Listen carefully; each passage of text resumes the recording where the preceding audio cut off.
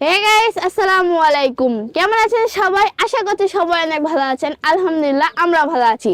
সকাল সকাল মা মেয়ে দুজন মিলে চলে আসছি রান্না করতে।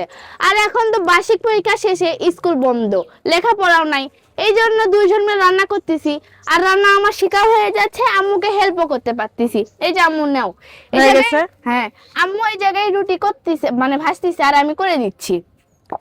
আর এখন বার্ষিক পরীক্ষা শেষে যখন স্কুল বন্ধ হয়, তখন তো নানির বাড়িতে যাওয়ার একটা ধুম পড়ে। তখন যে মনের ভিতরে একটা আনন্দ কাজ করে, সেই আনন্দটা আমারও কাজ করতেছে, কারণ আজকে আমরা নানির বাড়িতে যেতে চলেছি। আম্মু ব্যাগ গুছিয়ে নিছো? হ্যাঁ, গোছানো শেষ, এখন শুধু খাওয়া দাওয়া করবো। গাইস, আম্মু মায়ের বাড়ি যাওয়ার খুশিতে এমন করে রুটি করছে, রুটিগুলো অল্প। আর দেখেন, এগুলা রুটি করছেন না চাপড়া বানাচ্ছে, আমি কিছুই বুঝিচ্ছি না, এত মোটা মোটা। আমার ছেলে নাকি পরোটা করছে।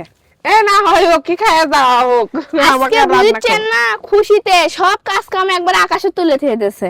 সকালবেলা রান দেওনি, এই যে রাত্রে পোলা ছিল সেগুলো ভেজে দিয়েছে, এগুলো খাওয়া লাগবে। যাওয়ার সময় তো আমার খাওয়া হচ্ছে না, খালি তোমার আব্বুর জন্য করা।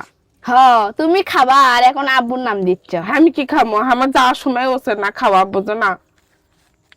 খুশিতে আমার রুচি বন্ধ হয়ে যায়। মায়ের বাড়ি যাওয়া কথা শুনে কেমন জানি কি, রাত তো ঘুম পারিনি, কখন রাত পোয়াবি, কখন উঠবো, এলে কাজ টাজ করবো ভাবছিলাম, এলে না করেই চলে যাই। তা জিনের আব্বু ফির না খাওয়া পর্যন্ত যাবি না।